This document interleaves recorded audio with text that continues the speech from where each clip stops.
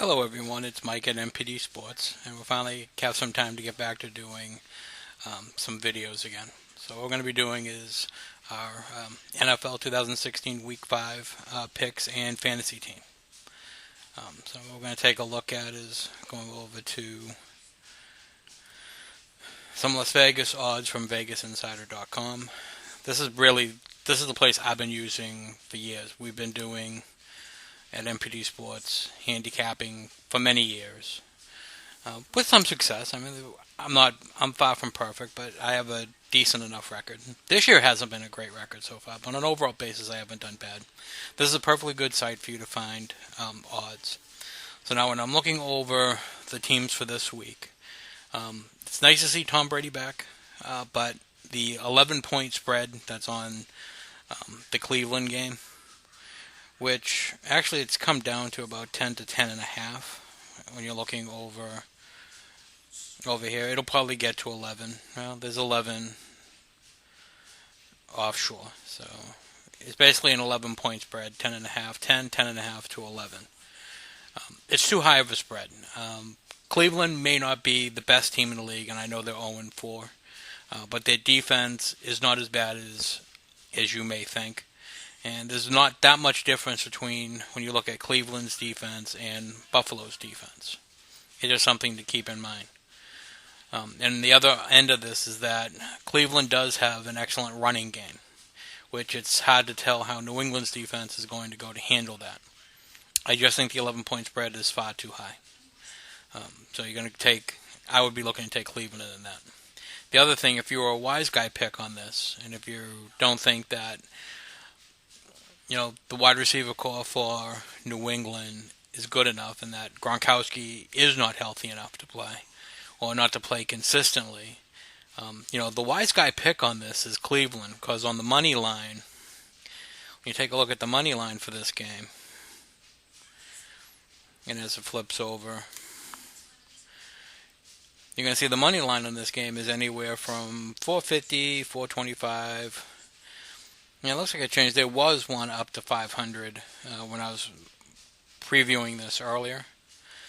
But yeah, there it is, 500. MGM Grand has a plus 500 on that for taking Cleveland without the points. I mean, that's an interesting wise guy pick. I don't know if I would do it, but it would be something that I would consider. All right, so let's get back to the spreads. The other game I like is Pittsburgh over the Jets.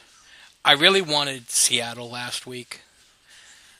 I really meant I got conned into believing that the Jets would have a decent game against Seattle. I don't know how I got conned into that thinking.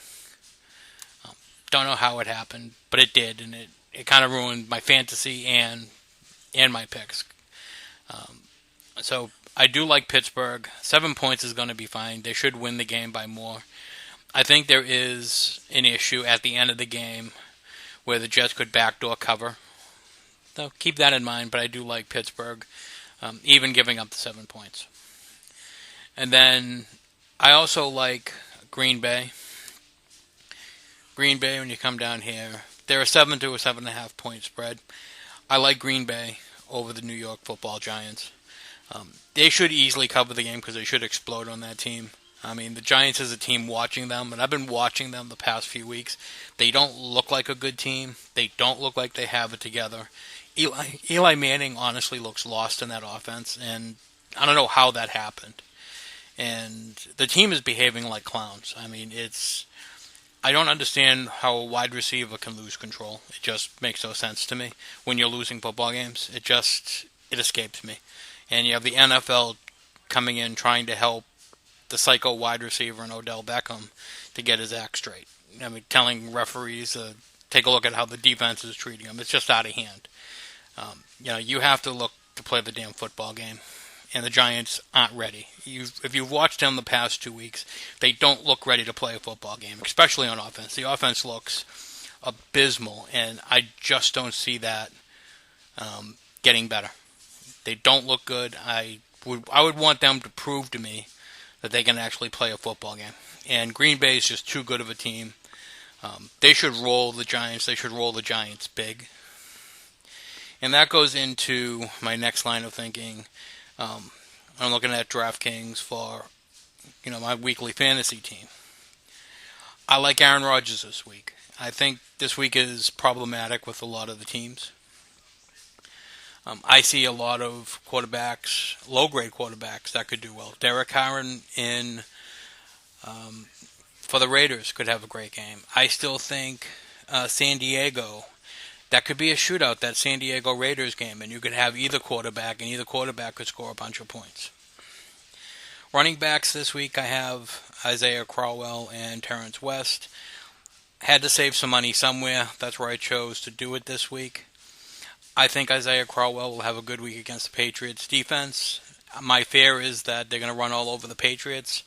That's probably going to be the guy to do it, and that's why the Patriots could have some problems with Cleveland.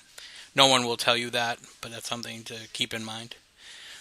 Wide receivers, I don't really know that I like Julian Edelman that much, but he fits into the scheme that I have going this week. He should get more points. He should get some scores with Brady there. Jordan Matthews seems to be fine for where I'm slotting him in here. And, of course, Jordy Nelson in here with Aaron Rodgers. I think those two are due to have a great week this week against the Giants defense. I think it's an easy play to match up that quarterback and wide receiver duo. I don't necessarily know that I like Bennett as a tight end. Again, his money fits into that slot. I think there's other better options out there, but if you go with the better options, you have to make a cut somewhere. And I like Dontrell Inman in the flex position. It's kind of like you could have moved Edelman to the flex position as well if you really wanted to. You have to take a look at someone to fit in there to hopefully get some points. It's all risk. The wide receiver core is not... There's somewhat big money for the team that I have drafted. So I'm hoping that these four midline wide receivers, which is what they are in this league, other than Jordy Nelson. If you take Jordy Nelson out of that, and in some ways Jordan Matthews too, and you combine that tight end in there, I kind of have middle-of-the-roaders that I'm hoping have great games. I think the Steelers' defense is an easy pick against the Jets. I don't think the Jets are going to score many points on the Steelers. It's an easiest pick that you can do with that. This isn't my favorite selection for a lineup of the 4 previous weeks that I've done. This is probably the lineup I like the least, if you want the honest truth. I probably would be looking at this and I might do another lineup. But currently this is the lineup that I like, and this is based on the Sunday games. I don't know if I've explained this well during the other weeks, but all the teams that I've been drafting are only for the Sunday games, morning to night. All right, so that's what I have for this week, for Week 5. And this is, again, Mike at MPD Sports. Everyone be well, stay safe, and if everything's good, we're going to do this every single week. So look at us on our YouTube channel and, of course, on our page, www.mpdsports.com. All right, everyone. Take care now. Bye-bye.